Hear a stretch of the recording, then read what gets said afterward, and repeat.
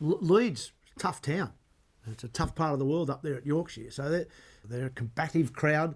But I think Australians generally like that. Yeah. Our record there in recent times, I think, is pretty good. Personally, great memories. My first Test 100 at Leeds, first Test in '89. We go there as huge underdogs. Everyone's expecting us to get belted. And we make something like 6 for 600, having been sent in on day one of '89. So terrific memories there. Win a Test match that no one thought we could win. One of my favourite tests, I think, is the first Test of 1989 at Headingley. We were concerned about that venue, how it swung a lot and would seam a lot, and how were we going to cope with it. The Botham's Ashes from Headingley was always a legacy that their team loved and thrived on. But we got to the last day, as I said, it was like a party in the dressing room that we weren't going to lose. Yeah. And we had them one down. They needed 400 more runs or something, so we were never going to lose. And Alan Border was that relaxed. He answered the phone. And remember, a bloke from Cairns rang up and said, don't declare or whatever at some stage through the morning until you get 1,000 ahead, And he was laughing and carrying on. And we found out that bloke just looked at the advertising boards, found a number, rang that business and said, how do I ring Headingley Cricket Ground?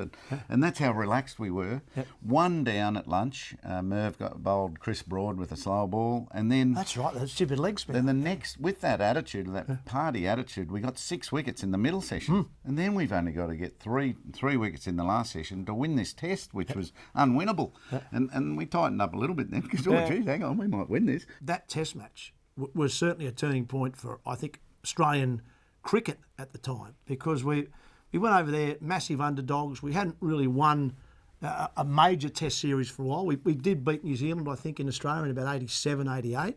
So we go there and no one really gives us a chance. We make 600, but they make 430 or 440 in reply.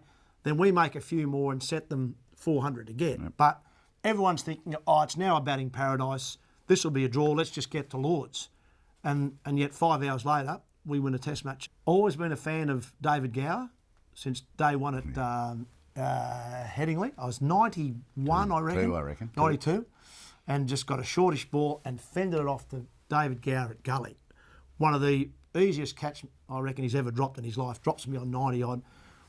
I get to stumps 96 not out. So I've got all night to think about maybe getting a test match 100 and an Ashes 100, all of a sudden getting this sort of monkey off your back very early on in my career. Mate, I must have gone through 1,000 ways of making 4 runs that night, hardly slept.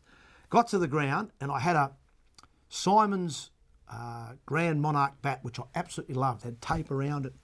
I think De Freitas bowled me a full toss. I swung at it hard, hit it right in the bottom of the bat and broke my bat.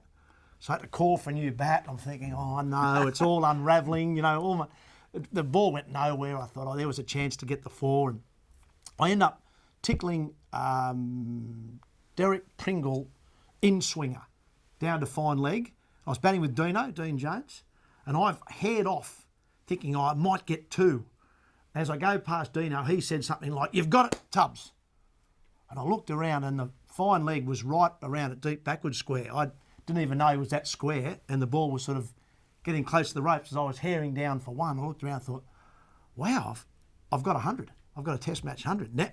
Now what do I do? So I'm fiddling around trying to get the helmet off. Thinking, now what's the protocol? My mum and dad are at the ground. I've had dinner with them the night before. Do I point to them first, or the change rooms, or what do I do here? So I think I just pointed everywhere and carried on. And Steve Waugh followed you up in that same test for first 100, an innings that he played. He was smashing it past Kim Barnett at cover. He was deep cover, and Stephen kept beating him either side. It was unbelievable stroke play. I think we went there in pretty good spirits. We didn't have any, I think, expectation that we were going to belt England in the series, but we certainly weren't down.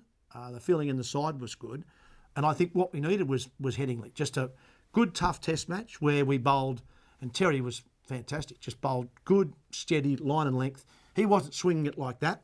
He moved the ball about that far, but bowled consistent line and length, and we could catch. We just about held every opportunity we could.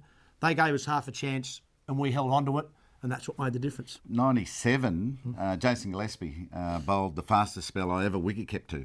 Yeah. And Headingley's a ground that goes downhill. We talk about Lords goes across the ground.